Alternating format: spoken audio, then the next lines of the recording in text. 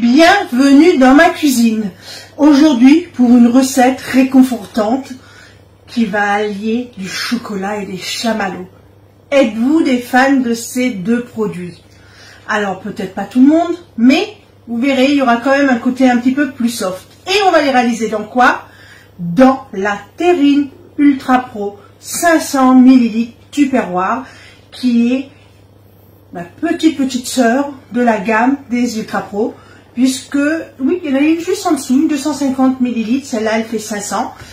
C'est le même produit en fait que tous les autres Ultra Pro. Hein. C'est un polymère à cristaux liquides qui va à moins 25, dans le réfrigérateur, dans le four, dans le micro-ondes suivant la taille, et qui peut justement subir cette variation de moins 25 à 250 degrés. Magique, hein? Vous pouvez préparer, congeler, mettre au micro-ondes ou mettre au four et il n'y aura aucun problème. Seule chose qu'elle ne supporte pas, c'est justement, comment dire, le grill. Pas plus de 240-250, hein, jamais. Donc toujours dans un four préchauffé. Donc nous allons réaliser une recette dans une terrine, mais comme je dis toujours, une terrine c'est bien, deux c'est mieux.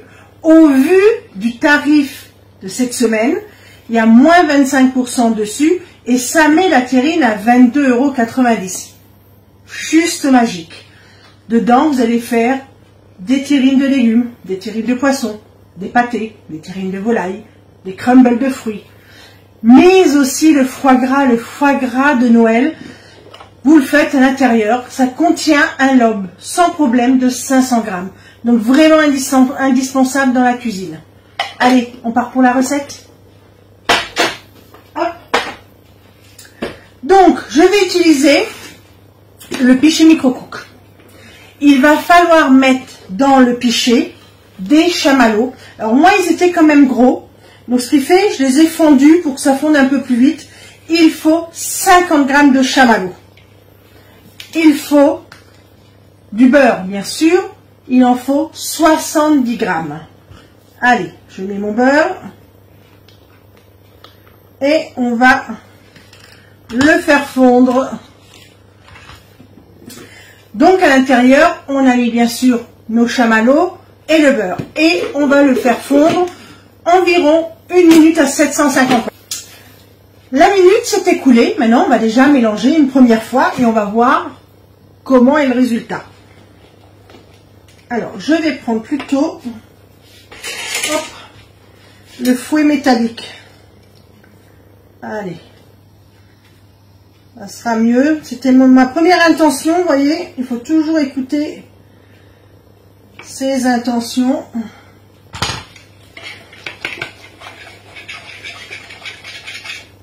Et on va mélanger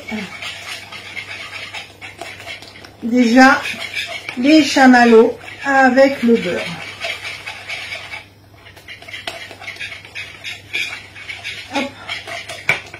Donc, on ne met pas de partout quand même. Allez. Alors, c'est déjà partiellement fondu. Ça va fondre avec le reste de la préparation. On va rajouter du coup le chocolat. Donc le chocolat, il en faut 125 grammes. Alors moi, comme chocolat, c'est vraiment un très bon chocolat. Hein. Si vous avez, je vais vous le montrer. Hop. Prenez du chocolat noir, hein, de toute façon.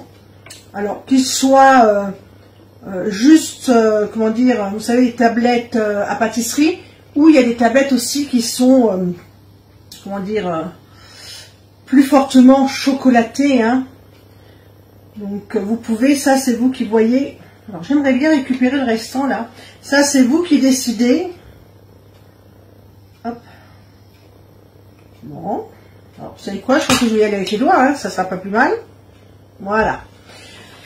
Donc moi, je vais vous montrer comment c'est le temps que ça va fondre. C'est vraiment du gros chocolat, donc il est coupé grossièrement. Donc on va le mettre à fondre peut-être plus longtemps. Normalement, on remet pour 1 minute à 750 watts. Ce que je vais faire là, c'est que je vais mettre 2 minutes à 600 watts. Allez, position fermée. Et on y retourne. Les 2 minutes à 600 watts se sont écoulées. Nous allons remélanger bien sûr à nouveau.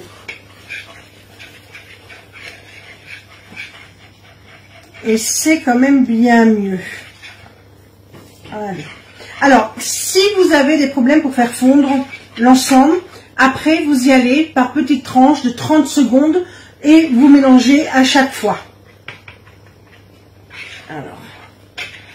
Alors moi j'aime bien le fouet métallique parce que il est mieux. D'habitude j'aurais pris peut-être le fouet mélangeur, mais le fouet mélangeur avec la guimauve, ça aurait peut-être pas été l'idéal. Alors, on prend sur les bords, vous voyez, regardez comment c'est. Donc, je vais quand même, hop, racler ce qu'il y a sur le fouet. Je vais laisser reposer un peu. Voilà. Allez, on referme. On laisse finaliser comme ceci. Donc, je vais le pousser légèrement sur le coin. Et on va déjà préparer nos œufs. Donc, pour cette recette, il nous faut 3 œufs. Hop. Allez, on va prendre peut-être le plus gros. Donc, je ne vais pas les mettre un à un directement à l'intérieur. Ce que je vais faire là, c'est que je vais les préparer.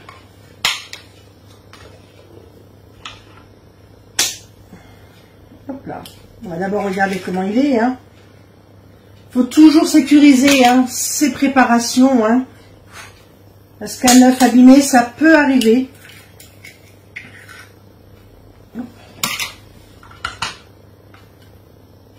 Allez, ils sont bien.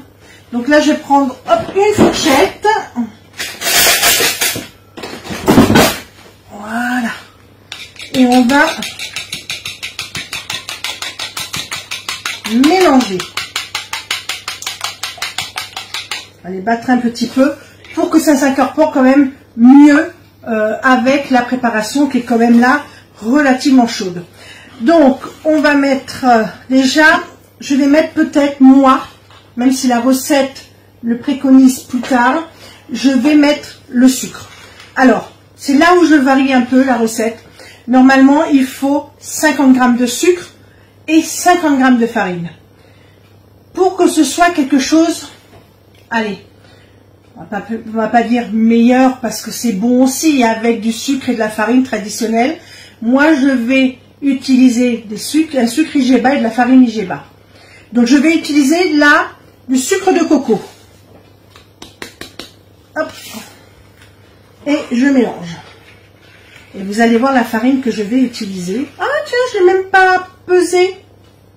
C'est pas grave, on va le faire ensemble. Alors, vous voyez? Alors, le sucre de coco, vous pouvez utiliser du sucre de coco, du muscovado. Voilà, il y a plusieurs types de sucre.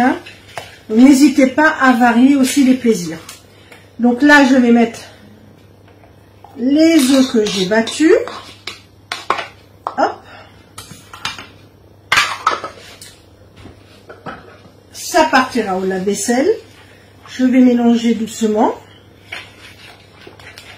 Vous voyez, je fais tout dans mon pichet.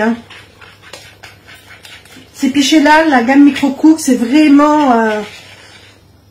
La casserole du micro-ondes, elle est indispensable aussi dans la cuisine. Moi, c'est vraiment l'un des produits qui est, pour ainsi dire, utilisé tous les jours. C'est vraiment, il est vraiment top. Allez, regardez. Je pense qu'on va se régaler. Voilà. Et là, regardez la texture que j'ai. C'est coulant. Ça a plein d'odeurs, c'est juste génial. Donc nous allons prendre de la farine à IGEBA. Je vais prendre aujourd'hui une farine complète de petit épeautre T110. Ça ne va pas forcément plaire à tout le monde. Mais vous pourriez mélanger plusieurs types de farine pour arriver aux 50 grammes, c'est-à-dire 100 ml de farine. Moi, je vais le mettre comme ceci et je vous dirai comment on a trouvé le résultat final. Allez, on va prendre, du coup, comme je n'ai pas pensé, hop, après peser, vous voyez, regardez, mon ramequin, il était prêt. Je vais prendre, hop, regardez, on le met dedans. Je vais prendre ma spatule, hop là, je vais essayer de ne pas mettre de partout, hein, parce que c'est moins large que les grosses. Alors là, dans cette boîte-là, j'ai 500 grammes. Hein. Donc dans les grosses, moi, les farines T45, T65, je mets plusieurs kilos, puisque je prends la plus grande, c'est celle qu'on utilise logiquement le plus. Même si j'essaye maintenant de plus en plus à utiliser ce type de farine. Alors, allez, on rajoute du coup. Hop. Alors, je vous avais déjà fait des recettes avec des farines de seigle, de blé, avec des indices beaucoup plus importants. Variés, vous verrez, ça vous change tout. Hein. Hop. Alors, regardez ce résultat, il est juste top. Hein. Et là, la recette, elle est pour ainsi dire déjà finie. Alors, je vais prendre ma terrine que je vais beurrer.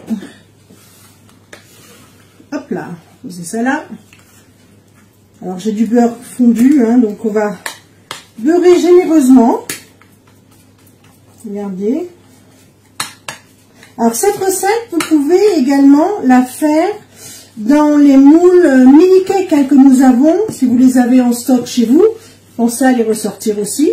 C'est une recette qui s'adapte très bien à l'intérieur. Donc, vous voyez. Et je vais mettre un peu de farine. Alors, je vais prendre ça. Regardez, on va reprendre ça. Je vais en prendre un petit peu. Et on va chemiser le moule malgré tout. Hein. Je vais le mettre au-dessus. Et on va récupérer du coup l'excédent. Et si je n'ai pas assez, c'est ce que je pensais, je remets un petit peu. Voilà.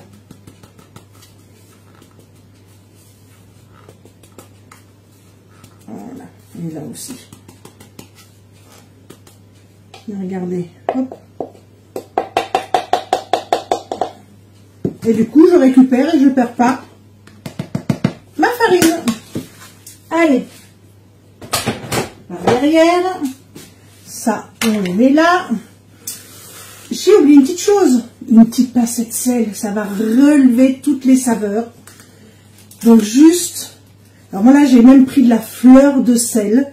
Regardez. Et je remélange. Et là, je vais prendre ma spatule silicone pour tout transvaser dans la terrine.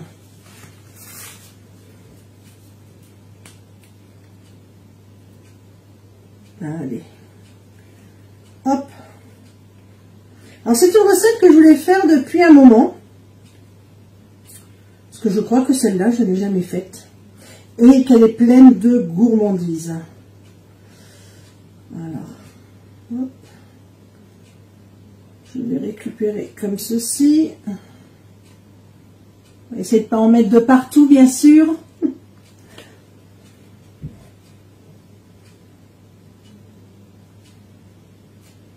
Hop. Allez.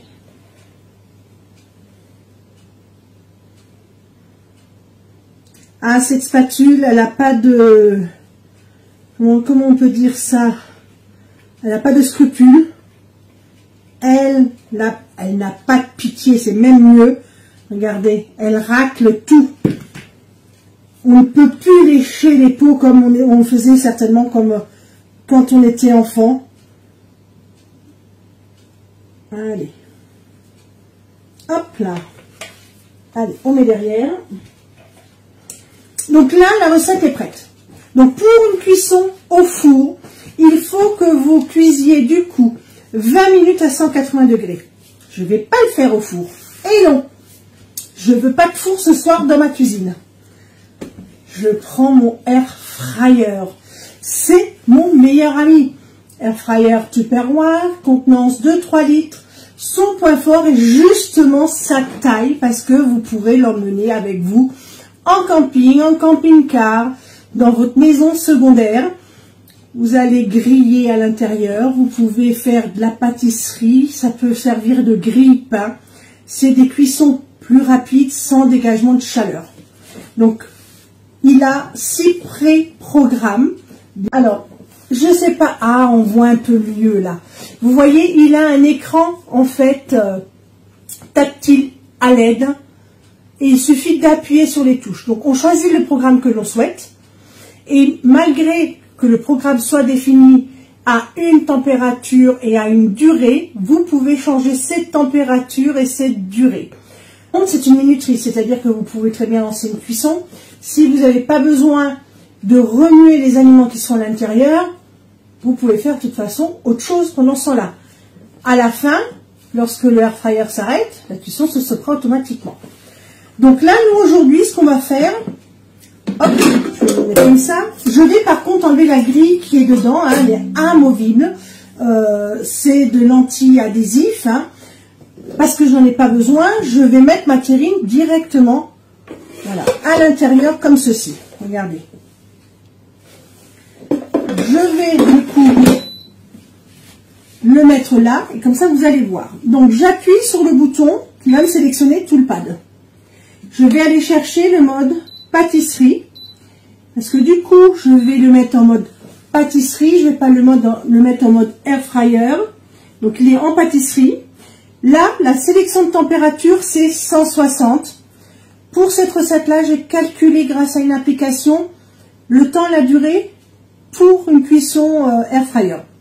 Donc on me dit 16 minutes à 165. Donc je vais appuyer sur la température, là, et je vais monter à 165 degrés. Du coup, je vais appuyer sur l'horloge pour définir le temps, puisque le temps défini là est de 12 minutes. Alors regardez, j'appuie, alors voilà, et je sélectionne tout de suite, donc 16 minutes. Et là, je vais du coup lancer la cuisson en appuyant là.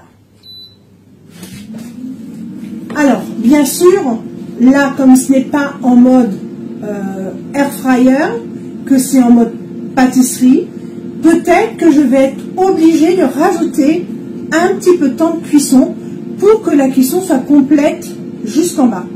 Et ça, bien sûr, je vous le dirai sans aucun problème. Vous entendez ? Il ne fait pas énormément de bruit. Donc c'est juste génial. Que vous soyez en caravane, en mobil-home ou dans un petit appartement, il ne dérangera personne. Vous entendez le bip sonore? La cuisson est terminée. Nous allons voir le résultat et voir s'il faut rajouter ou pas du temps. Alors regardez. Bien sûr, on ne pousse pas directement sur la feuille à pâtisserie, ça ne supporte pas la chaleur. Pas plus de 40 degrés, c'est pour ça que j'ai mis la grille de l'air fryer. Je prends un petit pic. Je pense que c'est cuit parce que ça se détache du bord. Et quand je pique, il n'y a plus rien. Alors, hop, je vais chercher quelque chose pour vous le montrer de plus près du coup. Alors, vous voyez, moi j'ai ce genre d'ustensile pour attraper les récipients. Je les décale un peu. Et regardez, ça le sort parfaitement. Hop, je vais poser ça derrière. Et regardez. Hop là. Alors, on va essayer de pas trop bouger.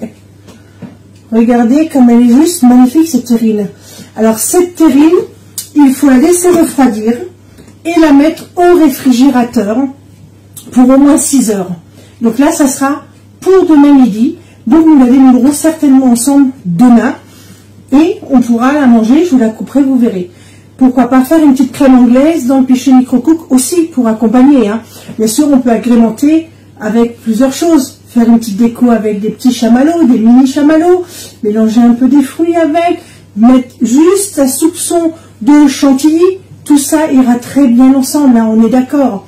Donc, vous voyez que les recettes du four, pensez à les adapter pour votre air fryer. Là, franchement, je pense qu'il y en a facilement pour 4, 5, voire 6 personnes, suivant l'épaisseur des tranches que l'on va faire. Voilà, donc j'espère que cette recette vous a plu. N'hésitez pas à me le dire en commentaire. Hein, et n'hésitez pas non plus à la réaliser, que ce soit au four ou à l'air fryer. Pensez que la terrine est en promotion jusqu'à dimanche. Comme je dis toujours, une c'est bien, deux c'est mieux. Ça permet de faire des cuissons multiples aussi. Vous pouvez faire aussi, comme je vous disais, votre foie gras à l'intérieur au micro-ondes, mais aussi à la vapeur dans le micro-vape. Ça, c'est vous qui décidez. À très vite dans ma cuisine pour de nouvelles recettes. Ciao, bye bye.